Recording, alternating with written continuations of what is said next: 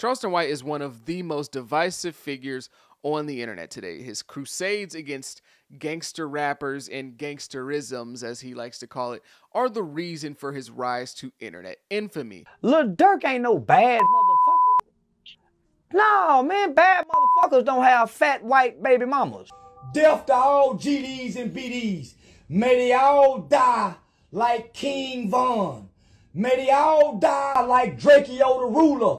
And really, Charleston kind of has been on the internet for a while now, even before he became super popular like he is today. He's always been on the internet going somewhat viral, talking about different topics. But the reason that Charleston White is as popular as he is because he kind of appeals to people in a way that's like real. It's very real and it's very raw, because Charleston White often says the wrong thing. He often says the stuff that people aren't allowed to say. He says the stuff that a lot of people wish they could say, and that's why he's so popular. Not too long ago, I made a video talking about Charleston White, and the video was about why I didn't like Charleston White and why I kind of hated him. But ever since that video, I've started to have a change of heart. I originally made that video voicing my displeasure with Charleston White because he was somebody that I saw that actually did have a method to his madness and a method to what he was doing in terms of the things that he was saying online. I believe that he really was trying to start somewhat of a movement against some of the really, let's just say, toxic and negative things that infest Black culture and hip hop culture in particular.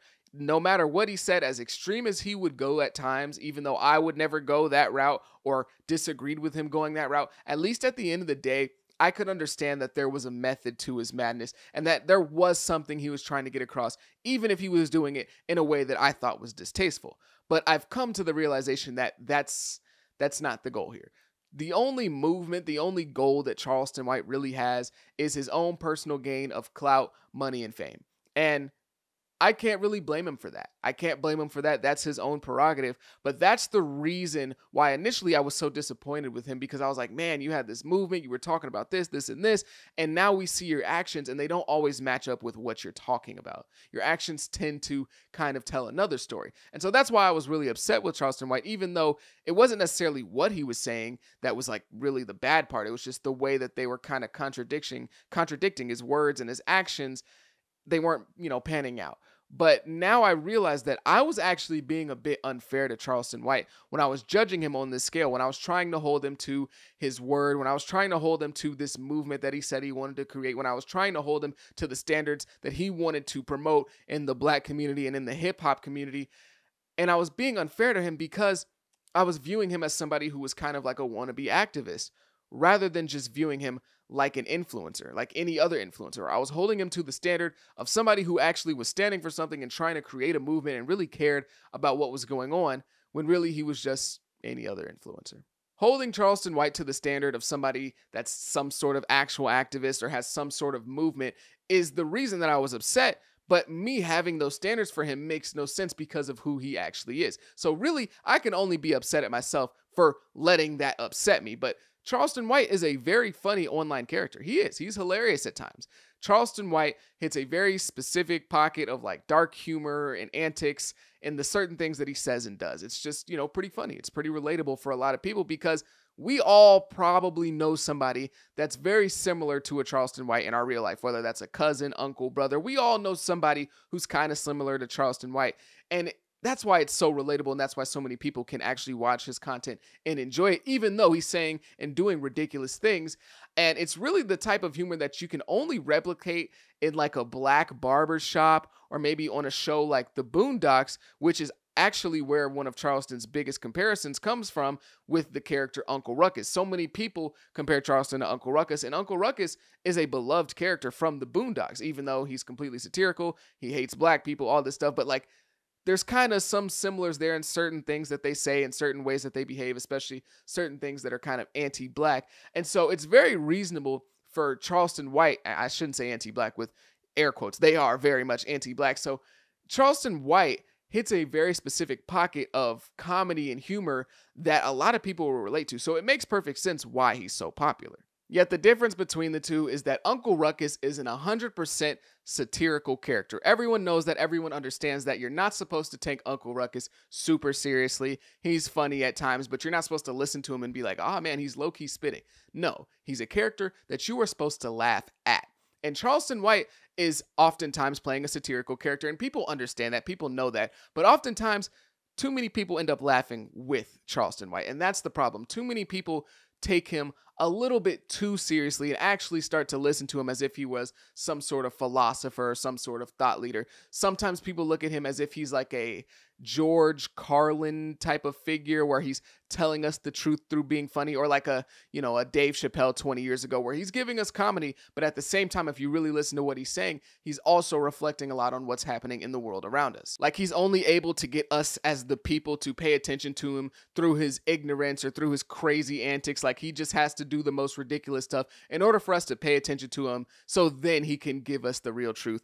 And that's just not the case. Charleston White is a jester. He is not a person that's meant to be taken seriously. You should not take anything he says seriously, regardless of the context, for the most part. Is he right about certain things? Yeah, sure, sometimes. A broken clock is right twice a day. But again, he's very much akin to Uncle Ruckus. And Uncle Ruckus is a character that we can learn things from despite him. We don't learn things about life in the world around us because Uncle Ruckus is just right all the time and he's teaching us things. No, we learn by watching his actions and learning despite the things that Uncle Ruckus is saying and doing. And we learn things about life and the truth about the world around us or whatever by laughing at Uncle Ruckus.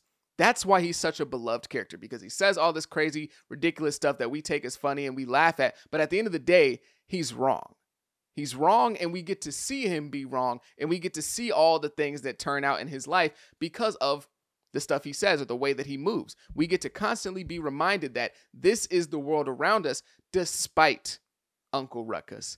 And that's the difference. Uncle Ruckus as a character would not be as beloved and not such a cultural icon low-key from the Boondocks if we were supposed to take him seriously. If we were supposed to look at Uncle Ruckus and take him seriously and take the things that he says sometimes seriously. If we were supposed to look at him and laugh with Uncle Ruckus, he would not be a beloved character. If all things we're being honest right here, he would probably be a hated character if we were meant to take him seriously and actually supposed to listen to him. But because he's not, he's a beloved character, and I see Charleston White in a very similar manner. Charleston White is the dumb man's genius. If you listen to what he's saying with one AirPod in, and maybe, you're watching TV and you're also washing the dishes, it might sound pretty good. It might sound like low-key he might have been spitting there.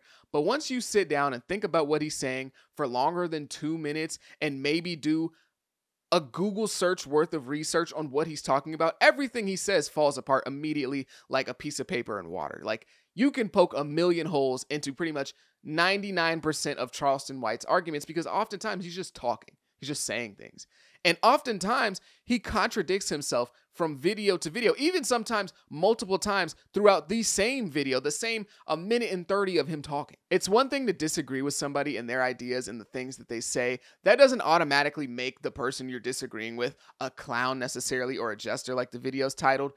But it's another thing to not even be able to have like coherent points. Like Charleston White, because I could make an 1,000-hour video on the things I disagree with Charleston White on, but the things that he says, just don't follow from point to point. The things that he says often consistently contradict each other. So it's like, if you're going to be some sort of thought leader, some sort of somebody who's spitting the truth, some sort of philosopher, at least have some coherence in what you're saying. And oftentimes what he's saying doesn't have that. This is just my biggest problem with Charleston White. He's funny. I get it. I laugh at his clips all the time. The Blueface, you better box that. That's hilarious.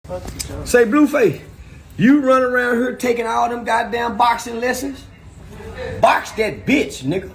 But when people start taking him seriously is when I have an issue. Nobody should take this man seriously. He should be looked at kind of like an Orlando Brown figure. Now, obviously, Orlando Brown's got some real issues that Charleston White doesn't have. Charleston White's just being funny. Orlando Brown's got some issues, but he should be looked at in a similar manner where he's just kind of a funny guy on the internet. He just says funny things, and maybe he's right about something sometimes, or makes you go, every now and then he'll say something that makes you go, But for the most part, you should never take this guy seriously. And the problem starts when people listen to him and start repeating his talking points without ever thinking about it for themselves and just start saying a whole bunch of nonsense that changes with the weather, because Charleston White and his points change with the weather. Why does Charleston White hate King Von so much? Man, he killed black people and bragged about it. He bragged about killing black people. Some of his most prolific, most entertaining songs is talking about how he killed black people and get away with it. He was actually in jail for murder. When you look at the court documents, the only reason he was released from jail is because the witnesses came up dead. See, Charleston White, he hates King Von because he kills black people, or he killed black people. And honestly, there you go. You can have that. That's a good point to make. I'm there with you, Charleston. That makes sense. Now, let's keep that consistent for everyone else, okay? Anybody that kills black people and raps about it and has a good day talking about it, we should not like them. Yeah, got out on the same day. Yeah, they trying to lock me in. Yeah, they trying to get me and Big Meech to lock in. And I fuck with him. Yeah, I think Meech one of the coldest niggas in American history. The game he took outside of Detroit, nigga, he went and put it down in 50 states throughout the United States. And his game wasn't no killing game. He had the strong nigga outside. He had a money getting game, nigga. The Crip and Blood niggas didn't have no money getting game. They were just killing. The GDs and the BDs, they wasn't no money getting, nigga. Meech come with a money game, homie. And nah, nigga, he one of the greatest niggas to live, nigga, in American history, in my eye. You see what I mean? You see how quickly his arguments start to fall apart if you really look at them? So at first, he hates King Von. Okay, fine. King Von has killed black people. 100% understandable stance to have. You don't like King Von, but you like Big Meech. Big Meech, BMF, that gang was responsible for some murders as well. But even outside of that, Big Meech was, like he said, he had his business in 50 states. But what was his business? It was selling drugs. Now, if you're mad about King Von because of the victims of his family that are suffering, the people that are suffering, and he's making money off it, fine. But at the same time, you love Big Meech so much, and he was cold because he was making money, but he was making money selling drugs.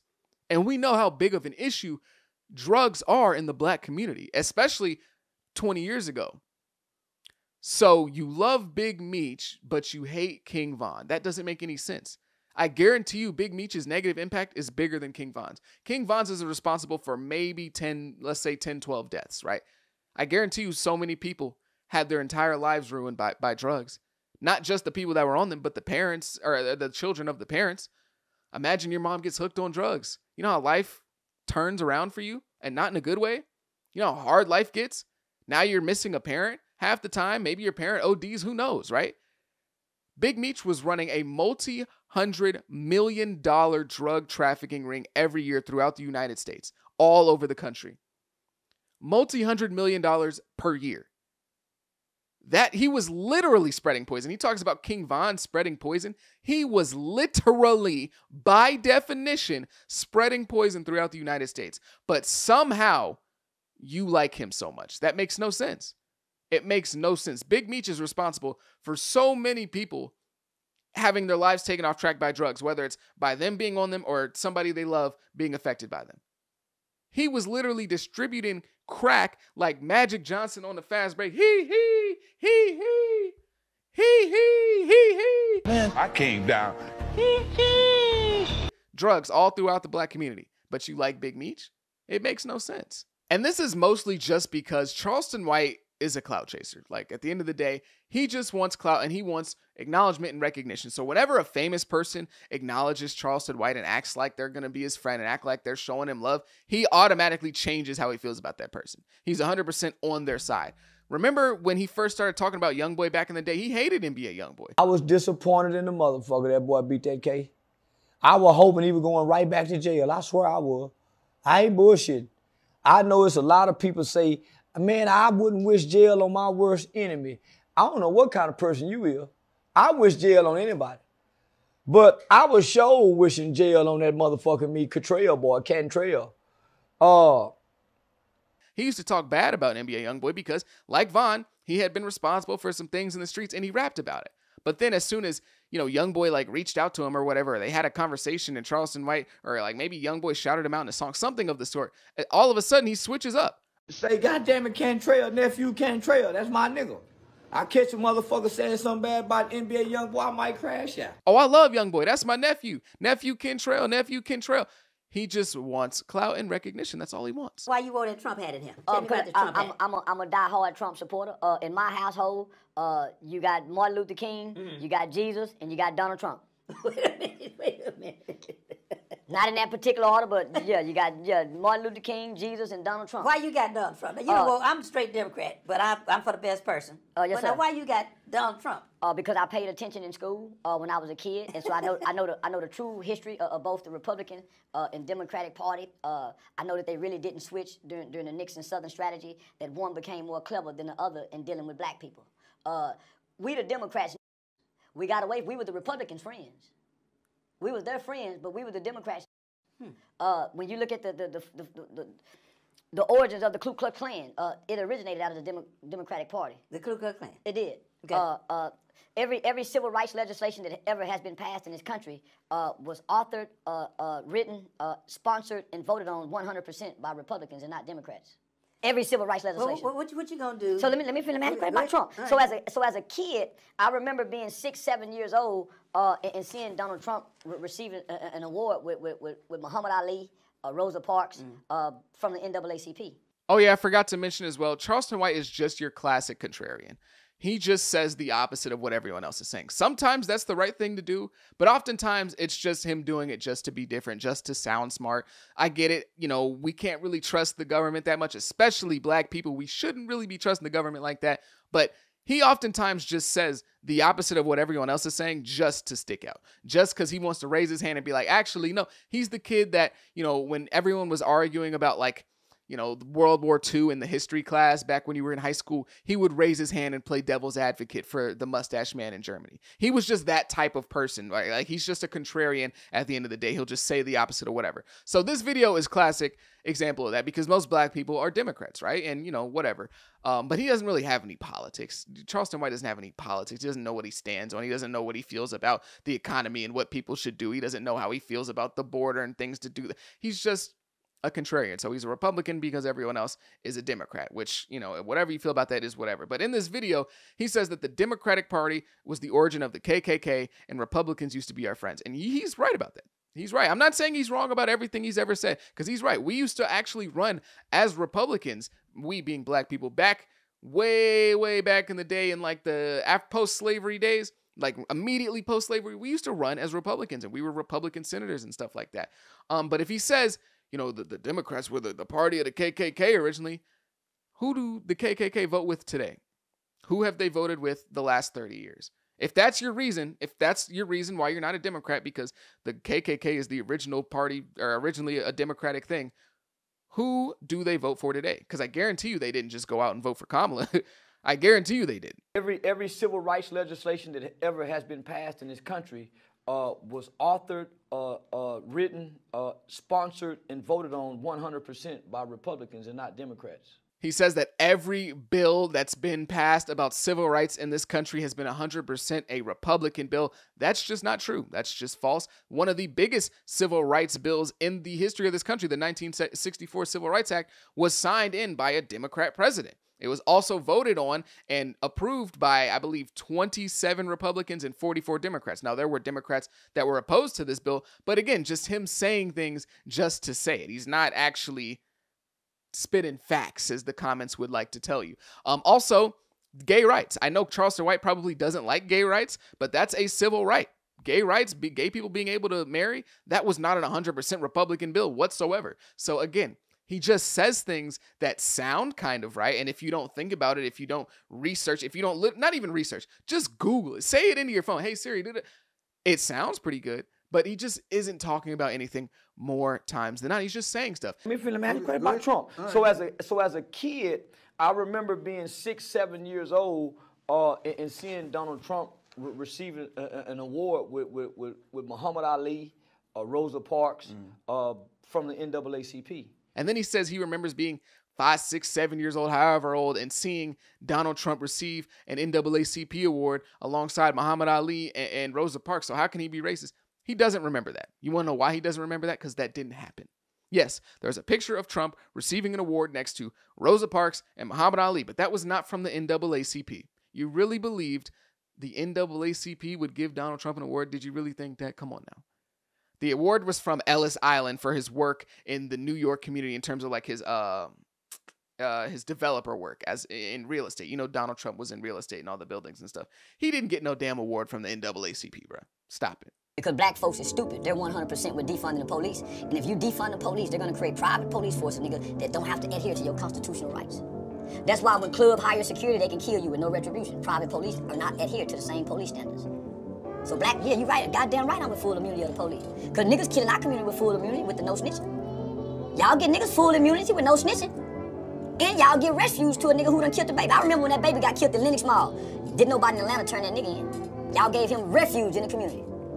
Y'all gave him refuge where he can hide in the community after shooting a 2-year-old baby in Lenox Mall around Christmas time. Nobody gave him up. And I only heard one person speak on it. That was Jermaine Dupri. So y'all get the killers and the molesters and the rapists. Y'all gave R. Kelly full immunity for a long time. White folks had to go get him. And you still got black people hiding free R. Kelly. Lil Boosie. So y'all get these niggas full immunity. This video right here, if you still believe Charleston White is some sort of philosopher, some sort of telling the truth through being funny guy, this video should be the nail in the coffin for you because he literally contradicts himself multiple times throughout this video. So first he says, black people are stupid because they're 100% with defunding the police. First off, we're not a monolith.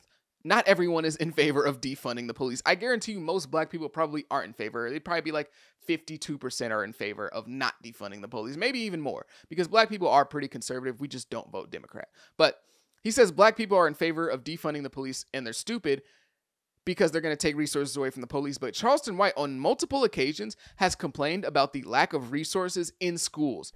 But if you look at the real statistics, homie, kids don't have a lot of resources.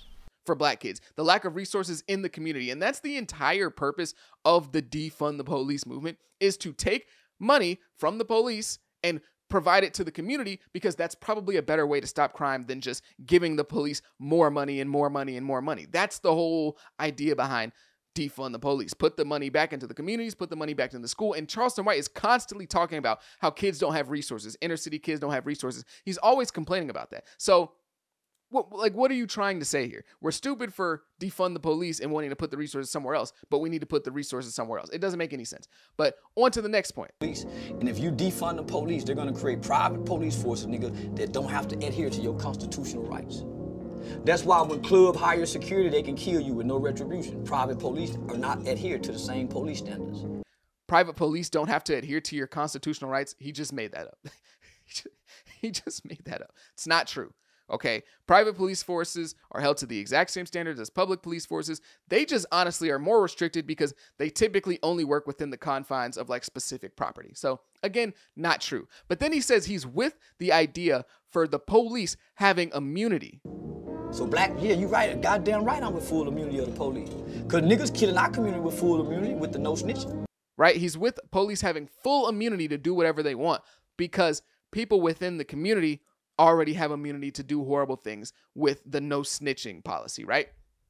Just think about that for a second. I'm gonna let you think about it for a couple seconds, then I'm gonna give you my take.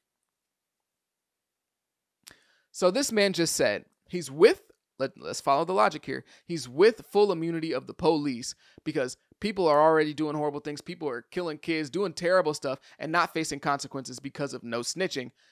So the police should get to do it too. What is your goal in saying that? What is your goal in the police now having the immunity to do it too? Like the eradication of the black community, is that the goal here? Because it makes no sense. You don't want people in the community to kill. Like it literally hurts my brain to try and wrap this around it. And people are actually sitting in the comments like, yo, he's spitting. So people are doing horrible things to us and we're not doing anything about it. Okay. Now we should double down on that and let the federal government do horrible things to us and not do anything about it and not be able to do anything about it. We should just combine those two things. That's high IQ stuff right there. That's the stuff they don't teach you in school. That's the stuff the Democrats don't want you to know. That's the stuff that they hide from you and they don't. If you ever want to read, if you want to know something, put it in the book because black people don't read. Like, What is he talking about? He's literally just saying words. Because the community is being terrorized by street gangs, we should now let the police terrorize us as well. Makes no sense. What was your biggest takeaway from this election? The biggest takeaway from this election is that the Democratic Party think black folks are stupid because they went and got the worst entertainers to talk to us. They went and got the lowest vibration of our black women to come talk to us. They didn't get no upstanding sister to talk to us, from Cardi B, Kelly Rowland. Homie, they didn't go get nobody. They would have got all entertainers who shake their ass and pop. Again, I mean, this might sound good if you're Candace Owens or you're somebody who just recently left the Democratic Party and you think you're being so smart and high IQ by becoming, you know, a Trump supporter or whatever. But like, they had the black vote regardless. Your takeaway wasn't, oh, they thought black people were stupid and they brought out Meg the Stallion and Glorilla and that's why they lost. They lost because they brought out Meg the Stallion. And if they would have brought out, I don't know who he wants to, I don't know, whatever. The black vote didn't change. Black people voted the exact same way they did in 2020. The vote didn't change regardless of who they brought out to dance and sing. And it's not like entertainers were the only people that was brought out. The Obamas were brought out. Michelle and Barack were brought out. Oprah was brought out. It wasn't just entertainers that were brought out. And on the other side, Donald Trump brought out a whole bunch of entertainers. He had Kodak Black and Lil Pump. He had Bryce Hall. Bryce Hall was speaking at a Trump rally. So let's not play this game of like, oh, they thought black people were, even though he's on to something. He low-key cooked when he said Democrats thought black people were stupid. But not for the reason he thinks. That's a stupid reason to say that. To say, oh, they brought out Beyonce. Donald Trump had Hulk Hogan tearing his shirt off at the age of like 73 years old at a rally on multiple occasions. I promise you, having entertainers at your rally is not the reason why the Democrats lost this election, and it's not the reason why black people are all of a sudden not going to vote Democrat. What about the black history? We don't need no black history. Stop looking back. We need some black future. We know all the black history in the world. What more black history can we learn to make us better? We need to cancel black history. Stop talking about it. Let's talk about the future. What's coming, y'all? Who know how to grow food? Who can fly a drone? Why are we standing worried about history? What will history do for us at this point in life? Learn it. We still don't know economics. We still don't know nothing about a FICO score. Why are we studying history if we ain't going to look back to see how they grow food?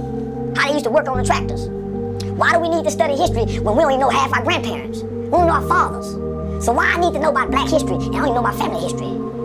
My family history is how I break the curse, not black history. Again, this might sound good to you if you just, got one AirPod in and maybe you working out in the gym, you're not paying attention, but we need to learn our history because that puts into context where we are today, right? That puts into context the situation we're in and why we're in it. If we learn our history, we can see the things that happened in the past and try to change our future based off that. We can see the things that happened in the past that didn't work and move in different ways so we don't repeat those same issues. That's why we learn about history. That doesn't mean we can't learn about the future as well and try to learn economics or whatever, which like he's just saying a bunch of nonsense. Like just because you learn history doesn't mean you just forget everything else. You need to know history because that puts into context everything that's happening right now and why it's happening. If I were to walk into a room of my entire family and everyone's crying, I want to know what happened 20 minutes ago so I can put into context what's going on so I can understand how to go about it in the future. It's really not that hard of a concept to understand. And he says, why should I know black history when I don't even know my family's history? I should know my grandparents' history. I break my generational curses by knowing my family's history. And he's partially right about that. But also, you want to know black history because all of our experiences tend to be pretty similar. We come from the exact same places. We all, African Americans speaking at least, come from the Deep South. We come from the South. We come from slavery. So when our ancestors and our grandparents, great-great-great-grandparents, when they moved out of that and they just started to live their own lives and started to do certain things, it's important to know that history because I guarantee you if I speak to somebody who's also an African American around my age and has parents and grandparents around the same age as me, their experiences will at least be somewhat similar. There's some sort of connecting layer there because we're from the same ethnic group in the same place. So yes, you need to know black history to sometimes even break your own family curses in your own family's history because we're all pretty similar in terms of our backgrounds. Charleston White is essentially a charismatic contrarian. There's nothing wrong with seeing what people are trying to feed you in the media and by the government and being skeptical of that, but it's another thing to just go one way because everyone else is going another way. Like, he really doesn't have reasons oftentimes. And if he does have reasons, it's because he saw everyone going left, so he went right. And then he tried to find out why he went right. He didn't go right because, oh, it says this here, this. Okay, I got to go this way. He went right and then was like, okay, now I got to think of a reason why I went this way. It's not a informed decision most of the time. And I'm not just talking about his politics in terms of like supporting Trump. I know I said left and right and actually corresponded it to what he did, but you understand what I'm saying. Sometimes he just goes the other way to go the other way and then tries to find a reason after. I do believe, though, at some point, Charleston White really was in it for the love of the community and trying to better the community, even though I disagree with the ways he wanted to better the community. I mean, like, blaming rap music and gangster rap for all of the problems in the black community is lazy at best, really, but at least there was something there. He was really trying to do something. But the person that we see today, and really over the last like 2 years, is a shell of the old Charleston White. He's no longer in it to change the community or do this or fight back. He's in the clout and money game now. He's trying to just do as much as he can to get as much as he can for himself, and that's cool. There's nothing wrong with that. But I don't mind Charleston White because I don't take him seriously. Nothing he says or does truly matters. He's not somebody trying to tell the truth through being funny. He's a clown. He's a jester. So when he says things that are really, really offensive to certain people, when he makes fun of people's dead relatives or dead sons or whatever. So dancer, say, listen, I'm finna call my boy, cause you can't call yours. You got to do this. Oh, I miss my son. I don't miss my, I finna call mine right now. Hold on, let me call my son. Cause I finna do this, cause Gilly can't call here. He got an unalive boy. His son dead with maggots coming out his ass. Behind Nip, cuz. That bitch ass nigga Vaughn got killed, nigga, and everybody still living. Vaughn dead, piss on his head. Vaughn is dead, go to the graveyard and piss on King Vaughn's dead head. Up high as somebody who's supposed to be of character and standing on something.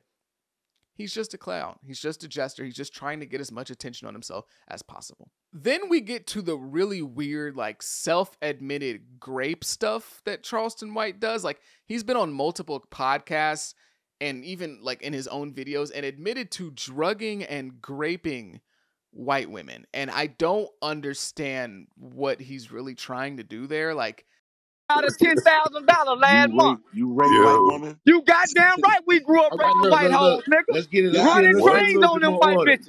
Look. Yeah, we grew up raping white bitches in the South, nigga. And they my Facebook friends right now today. Forcibly ran train. We forcibly used to white girls. And we used to sneak crack in the white girls' cigarettes. Oh, hell no. We didn't sneak nothing in they drink. You lying on me. Sitting here talking to these people, telling them when I raped this one girl one time. I'm a man that strongly believe that some women need their ass whooping, they pussy too. So I advocate rape too for some people. He says he plays a character online, so is this the character?